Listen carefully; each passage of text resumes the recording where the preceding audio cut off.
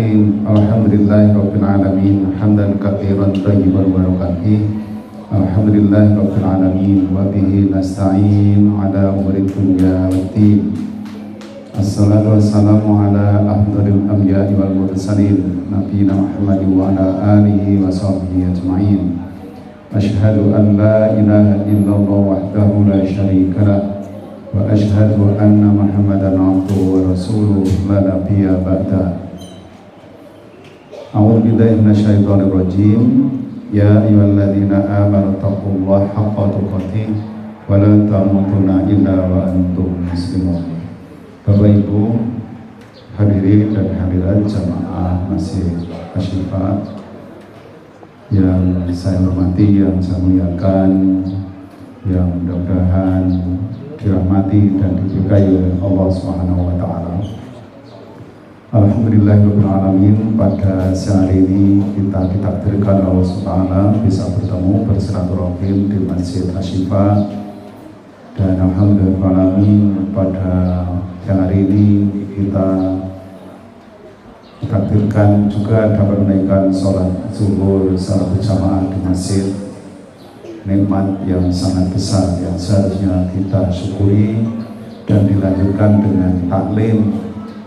Kata Rasulullah, orang yang tetap berada di tempat sholatnya, ya di masjidnya sedang sholat, didoakan oleh para malaikat, Allahumma arhamhu, Allahumma ufirlahu, ya Allah rahmatilah dia, orang yang masih berada di masjid itu.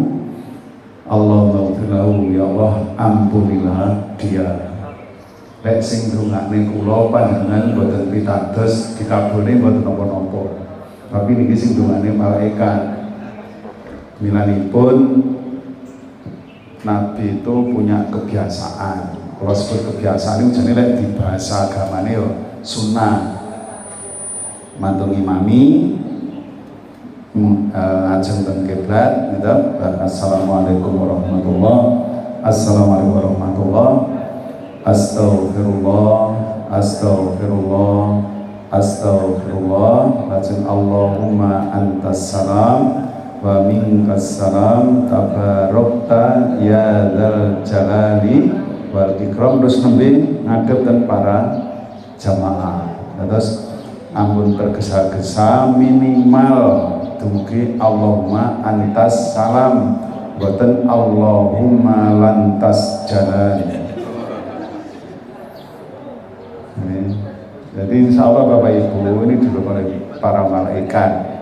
Ini nggih ngeten, wong wis kesel, kek hawa niki ya rada panas silir-silir, kek ken mirene pengajian, gitu.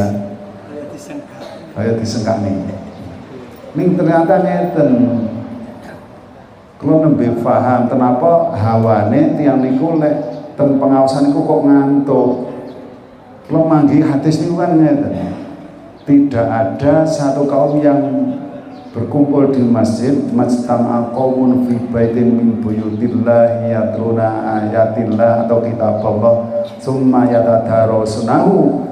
Tidak ada orang yang berkumpul di masjid lalu di situ dibacakan ayat-ayat Allah atau kitab Allah, summa yatadarasanu, kemudian ia mendalaminya, mengkajinya, illa, melainkan satu, nazalan alaihimus sakinah, akan turun rasa tenang kepada mereka. Jadi lek ngantuk berarti kan rasa tenang. Saking tenangnya terus ngantuk, bener. Wa ghasyat umur rahmah, diguyur rahmati Gusti Allah. Tiga, wa hafathumul malaikah, dinaungi sayap-sayap malaikat. Dinaungi niku basa Jawane ra nggih dikekep. Wong jenenge dikekep ya terus liar-liar hawane terus. Milane lek kula ngaji terus jamaah kula niku ngantuk niku kula alhamdulillah berarti malaikate teko tenan. Baru yang keempat imannya adalah wa dzakarallahu fi man indahu. Mereka akan disebut-sebut namanya di hadapan para malaikat. Terus Bapak Ibu, rawi kajian apapun namanya, taklim nopo kajian atau pengajian itu, estunipun tidak sekedar materi. Lek materi ini kalau terpikir kuwatah katun milih modele ustadz kados nopo. Tapi ngrawuhi pengajian itu adalah taman surga yang di dunia. Ini yang jarang orang mau memahami.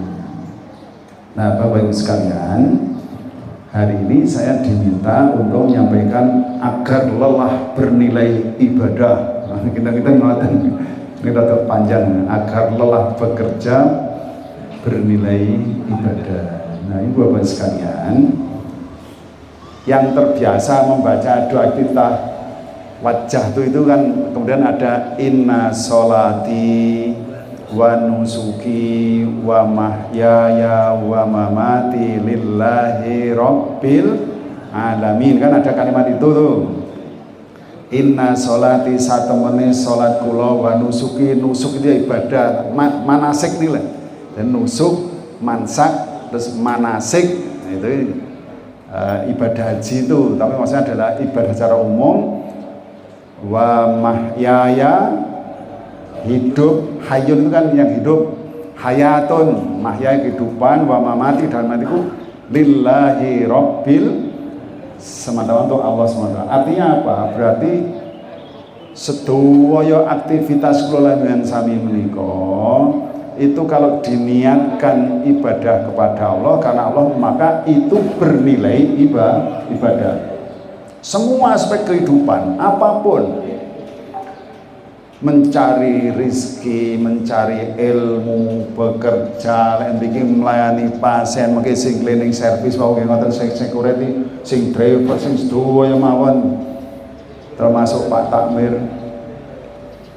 itu kan lillahi rabbil. Lalu para ulama bagi ibadah itu kemudian ada dua. Yang pertama disebut dengan amah, yang kedua khosoh.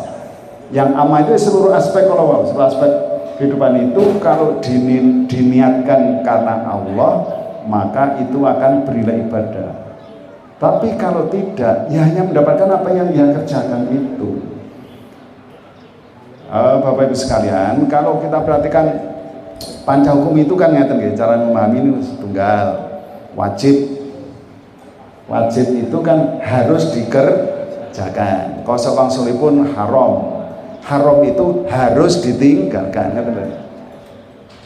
Wajib itu harus dikerjakan, lek haram wajib. Nah, wajib medun. Nandhape wajib napa, Bu? Sunah. Sunah niku napa artine? Lek boten ya tenan toh. Ora apa-apa tenan. Sunnah itu kalau dikerjakan dapat pahala, kalau ditinggalkan eman rugi. Itu sunnah. Tenan ora iman dua rok atau fajri khairun minat dunya wa ma fiha. 2 rakaat salat sebelum subuh itu nilainya lebih indah, khair, lebih indah dari dunia dan seisinya. Tenan ora apa-apa, ora rakaat salat subuh. Nah, rugi eman. Itu yang sunnah. Kosong pun sunnah, makruh. Lek sunnah sebaiknya dikerjakan, lek makruh sebaiknya. Aku ora takoknya Bapak, Bu, contoh makruh napa, Bu? Oh, ibu-ibu loh sing jawab. Napa, Bu, contoh makruh? Malah debu anter nih. Kan itu, Pak. Nah, sing netral itu tunggal. Sing netral itu satu, mubah. Contoh, tilem, ngarturu ya oleh, ora turu ya oleh. Kan mubah. Ning mubah niki yang boleh ini. Kalau diniatkan karena Allah, maka dia bernilai ibadah. Karena bernilai ibadah, maka dia berpahala. Dados senaosa sare, senaosa ngantuk niku lek diniatkan karena memang untuk istirahat dan Allah memerintahkan untuk memelihara tubuh ini. Niki kan amanah dari Allah, kita harus memelihara. Harus diistirahatkan juga. Orang gung lembur, duit ya duit nih ya. Kan ini harus dijaga. Benar ibadah. Makan itu ya oleh kurma entok, lek diniati hanya sekedar lapar agar kenyang. Tapi kalau makan diniatkan karena Allah, karena memang Allah memerintahkan kita untuk makan agar tubuhnya sehat, lek sehat terus dinggo ibadah, kan ngaten, itu akan bernilai ibadah. Sami yang ngiyup teng masjid, timbane ning jaba tak ning masjid, ya oleh gur ngiyup tok ning masjid. Tapi lek diniati itikaf, dapatnya etikaf. Jadi yang mubah pun kalau diniatkan karena biasanya kan lillah, billah. Lillah itu karena Allah, karena memang Allah memerintahkan. Billah itu berpegang teguh dengan tuntunan Allah, itu namanya billah. Terus nggih lillah, yo billah. Itu yang umum. Nah, lalu yang khusus Bapak Ibu sekalian, ibadah khusus itu yang lazim disebut dengan ibadah mahdoh. Mahdoh itu semula artinya adalah murni. Mahdoh itu murni. Artinya apa? Ibadah yang berupa takarrub kepada Allah, yang tata caranya sudah ditentukan oleh Al-Quran maupun melalui tuntunan Nabi, itu namanya ibadah mahdoh. Yang di situ tidak ada unsur kreatif, tidak ada unsur kreatif. Sing kreatifnya sing mau, sing amah kalau mau kreatif, tapi yang ibadah mahdoh tidak ada. Nah, niat dari Nabi kan innamal a'malu binniyat. Itu bukan bahwasanya loh ya. Karena innama itu dari kata inna dan ma. Inna itu sesungguhnya, ma itu sesuatu. Itu kalau bahasanya anak santri disebut dengan adatul hasri. Adatul hasri itu untuk membatasi. Jadi innama itu hanya, tidak sekedar bahwasanya, tapi hanya. Innamal a'malu binniyat artinya bahwa amal itu hanya ditentukan oleh niat. Jadi yang pertama, kalau fungsi niat itu untuk menaikkan dari yang mubah lalu bernilai ibadah, oleh karena itu berpahala. Yang kedua, untuk membedakan apakah ini masalah muamalah biasa atau ini ibadah mahdoh. Yang ketiga, sama-sama mahdoh untuk membedakan. Contoh,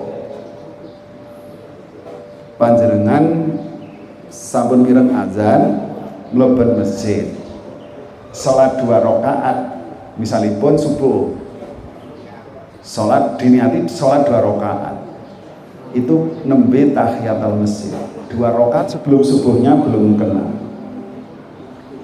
Tetapi kalau masuk masjid sudah waktu subuh, kemudian niatnya adalah sholat fajar, sholat 2 rakaat sebelum subuh, maka tahiyat masjidnya sekaligus katut. Niki pentingin niat ngeten niki, karena yang sunnah tidak bisa nggeret yang wajib, tapi yang wajib bisa nggeret. Contoh, apa Jumat enjing mandi, diniati karena hari Jumat. Idza ata ahadukumul masjid, idza ata ahadukumul jum'ata falyantasil. Lamun to siramu kuwi arep nekani Jumatan, falyantasil yo adusa. Adus mandi seperti mandi janabah. Nah, yang bapak-bapak pas pagi itu belum sholat subuh, kondisi junub. Jadi ada posisi, diniati mandinya, diniati untuk Jumat, maka dia masih wajib mandi janabah. Nah, biasanya kan oh ini masjid. Terus nih, hati bani geradus Jumat, di Jumatan tok sisan gitu. Tapi kalau itu diniatkan karena dalam kondisi junub, kemudian diniati dengan junub, maka mandi untuk Jumatannya katur. Karena yang junub itu wajib, yang mandi sana ada, memang ada yang mewajibkan Bapak Ibu mandi bapak yang mau mandi Jumat itu ada yang mewajibkan, tapi kebanyakan sunnah termasuk ya ulama itu hukumnya sunnah aja, tapi ada juga yang mewajibkan karena hadis Nabi falyaghtasil itu tadi. Nah itu Bapak Ibu sekalian, pentingnya niat itu untuk membedakan jenis ibadah itu. Nah Bapak Ibu sekalian, ibadah mahdhah milanipun kata ibadah itu sebenarnya masih ada satu hal lagi, yaitu ubudiyah atau abudiyah, dari tiga huruf ain ba'dal abada yang butuh abdan wa abudiyatan wa ibadah. Kalau ibadah itu mengerjakan perintah Allah dalam pengertian dalam sifat taqarrub pada Allah tadi, mahdhah tadi, yang ubudiyah, abudi atau abudiyah itu yang tunduk, patuh, taat, pasrah, bongkokan kepada ketentuan-ketentuan Allah. Ibadah kata sing sanggup, tapi lempun abudiyah menerima secara total, secara ikhlas betul semua ketentuan Allah. Belum tentu orang grundel itu bahasa Inggris. Itu ubudiyah. Makanya di Al-Zariyat 56 itu kan wa ma khalaqtul jinna wal insa illa liya'budun. Itu bukan dalam pengertian menyembah, tapi itu patuh, taat, tunduk kepada ketentuan-ketentuan Allah, termasuk ketentuan ibadah. Milanipun yang ibadah yang memang tata caranya sudah ditentukan Allah itu disebut dengan ibadah mahdhah. Nalar ketemu apa orang, kalau itu sudah perintah dan ada contohnya, lakukan. Misal Bapak Ibu kalau berwudu kemudian tidak mau membuka sepatu, misalnya sepatunya taline dugi mriki yang bakso arep bakso niku napa kangelan misalnya, kan boleh diusap. Lek miturut niki kira-kira sing diusap sepatu niku bagian inggil napa ngandap? Ngandap, karena mestinya sing reget sing bagian, tetapi ketika membasuh sepatu yang dibasuh atasnya. Awake dhewe ora oleh protes, ya ora nalar. Laukana dinu bil fikri laum sulfufu asfala. Lamun to agama kuwi berdasarkan pikiran, mesti setiwal sepatu itu yang diusap bagian bawah. Itu dawe Ali bin Abi Thalib saged diwaos wonten buku Bidayatul Mujtahid sing ditulis dening Ibnu Rushd sing Eropa terkenal dengan nama Averroes. Hebat. Ibnu Rushd itu ulama, filosof, ahli fisika, kedokteran, filsafat, terkenal dengan nama Averroes, tapi menulis buku monumental namanya Bidayatul Mujtahid. Itu kados buku perbandingan mazhab ngoten lho. Lek wudu niku lek menurut Imam Abu Hanifah seperti niat misalnya Abu Hanifah seperti ini, Imam Malik maksud seperti ini, Imam Malik seperti ini di kitab Bidayatul Mujtahid. Karena tuturnya begitu nggih sing diusap ya sekali ibadah. Abudiyah ya manut.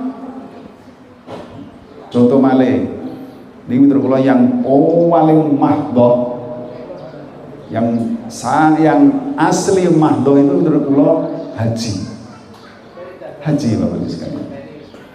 Misalnya pun tawaf niku kan dimulai dari sudut atau rukun Hajar Aswad. Hajar niku watu, aswad niku hitam, watu hitam. Sari pojok ngaten ta. Niku lek badhe tawaf, lek saged kan mula masa dicium, lek saged dicium. Lek mboten saged kalau ngelan diusap. Lek mboten wonten isyarat. Lek mboten saged ngeten, lek pas beto napa? cutik napa tongkat ngoten nggih kali tongkate. Bismillah ya Allahu akbar kan ngoten.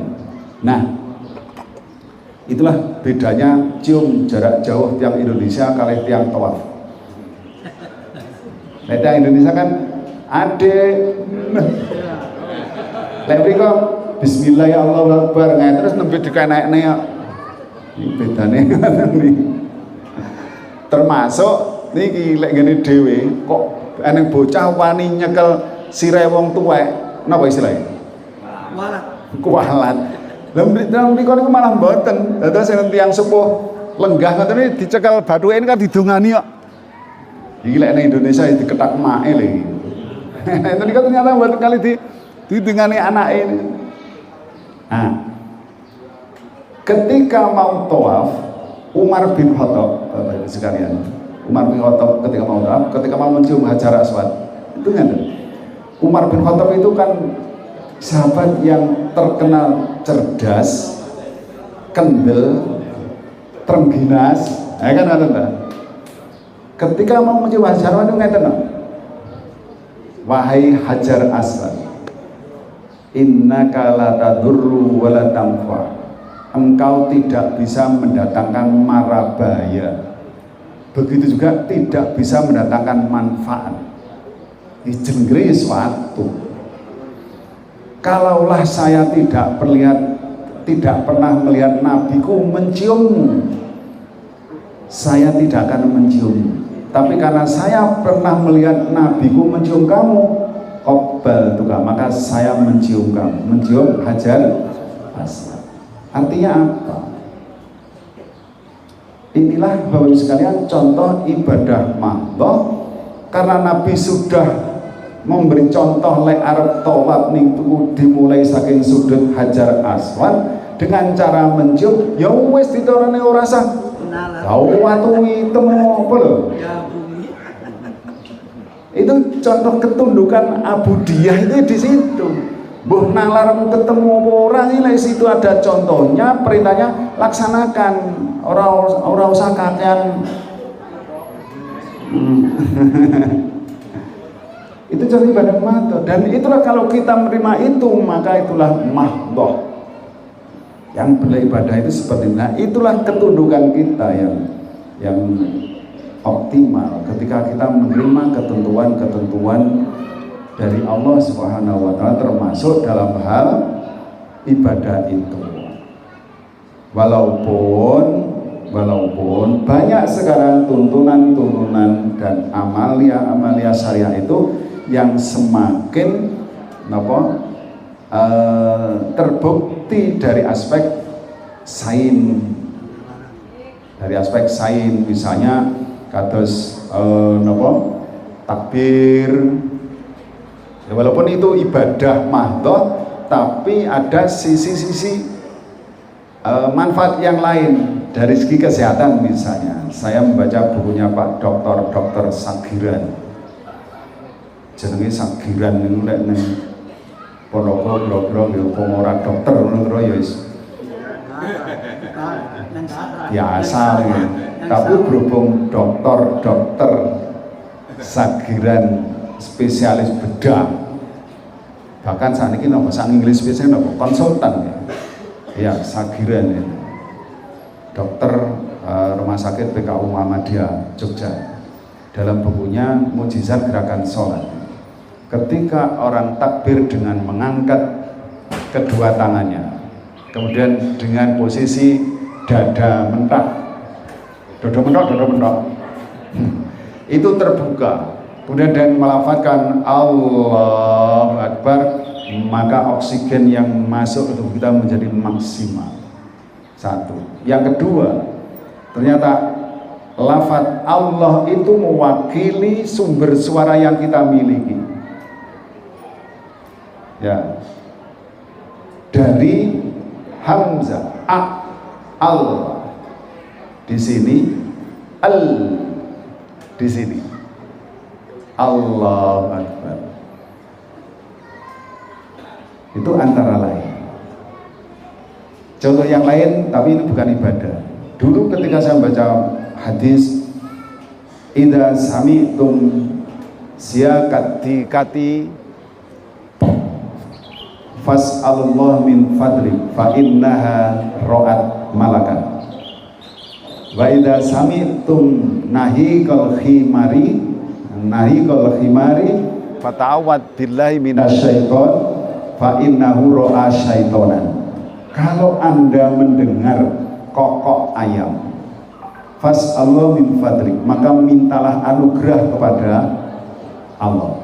Kalau kamu mendengar ringkian keledai kuda, ada arti yang lain, serigala, fata'awad billahi minasyaiton, maka berlindunglah diri kepada Allah, minta pelindungan diri kepada Allah, karena dia sedang melihat setan. Dulu ketika baca itu ya pokoknya enek jago keluro, Rabbana atina fid dunya hasanah wa fil akhirati hasanah wa qina adzabannar. Pas iki Joko Rabbana hablana min azwajina. Dia saiki masuk ora Joko ya kuwi jane ya. Tapi kan padat ngoten lho isine. Tapi begitu mendengar napa segawan jenggong, auzubillahi minasyaitonir rajim. Praktek itu. Ternyata akhir-akhir itu kan dibuktikan di sebuah penelitian bahwa di kornea ayam jago itu ada satu komponen yang bisa melihat warna yang paling halus, warna ultraviolet apa-apa itu namanya. Bukankah malaikat tercipta dari cahaya? Kemudian di kornea mata serigala itu ada satu komponen yang bisa melihat warna yang paling kasar, yang paling keras. Ya.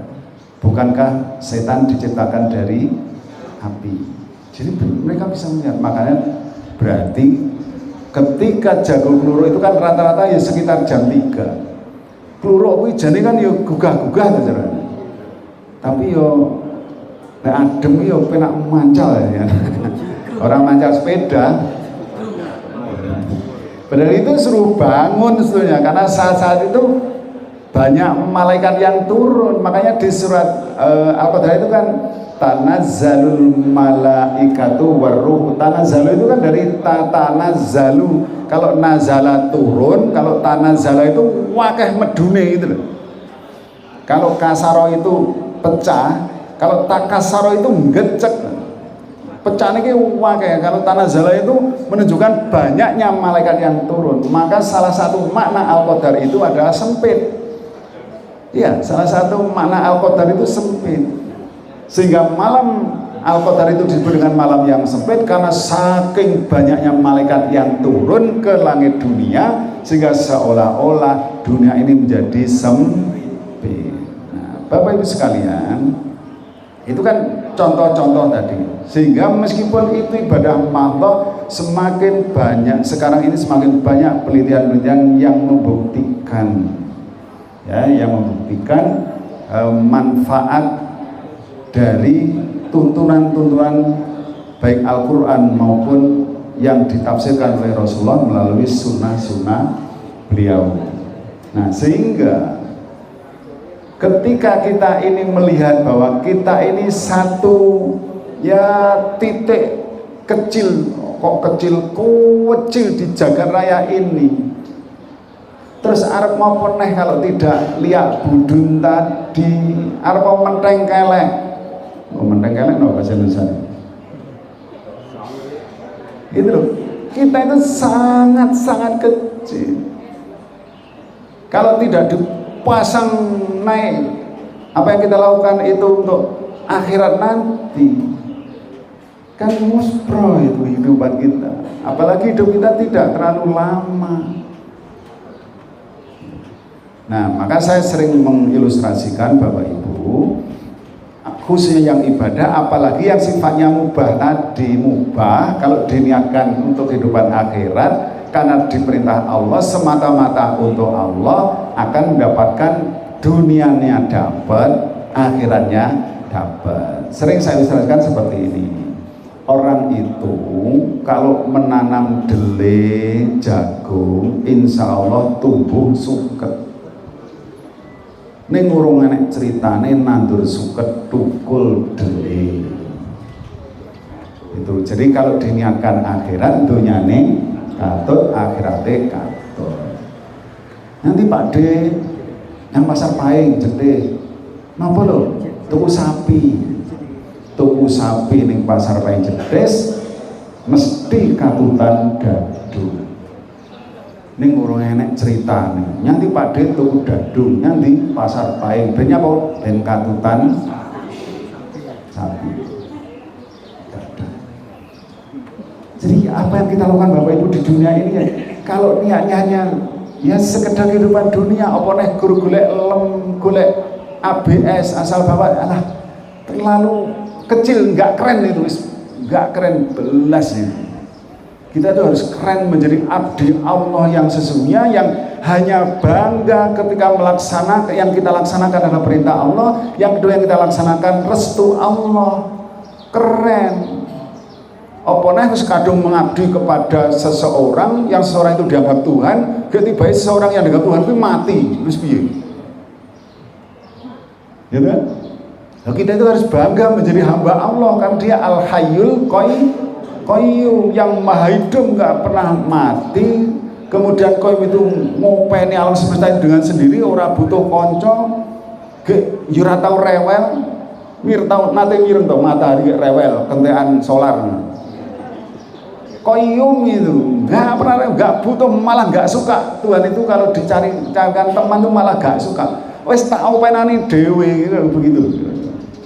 Kan keren. Kita ini menjadi hamba yang maha segalanya, itu kan keren.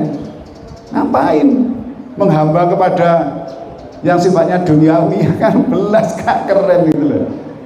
Nah, sehingga Bapak Ibu sekalian, kita itu hidup yo rodok duwe lah idealisme gitu loh. Polnya itu kalau kita hanya menghamba kepada Allah, la a'budu ma ta'budun wala antum a'budu nama a'bud itu. Jadi kita hanya mengabdi, hanya menghamba kepada Allah Subhanahu wa taala. Dengan begitu kita itu akan ringan melaksanakan. Oh, kita nggak butuh yang lain, oh kita hanya merasa keren kalau menjadi hamba Allah. Yang kedua, akan terpelihara keikhlasan kita, karena apa yang kita lakukan ketika diniatkan karena Allah, tidak ada yang mubadir sama sekali, semuanya akan tercatat, semuanya akan berbalas. In ahsantum ahsantum wa li anfusikum wa in asatum fala. Kalau kamu berbuat baik, maka kebaikan itu baliknya awakmu dhewe. Nah, itu rumusnya kan seperti itu Bapak Ibu sekalian. Saya kira ini kajian siang Pak Nuh itu jeneng yo perang loh ya. Keren kan.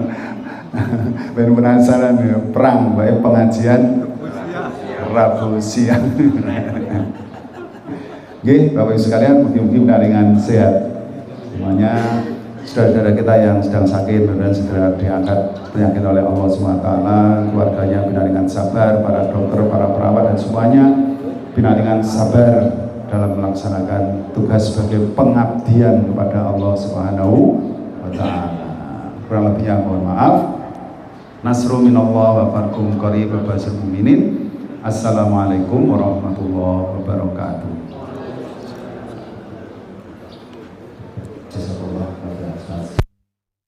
Bapak Ibu, ketika perang kita pada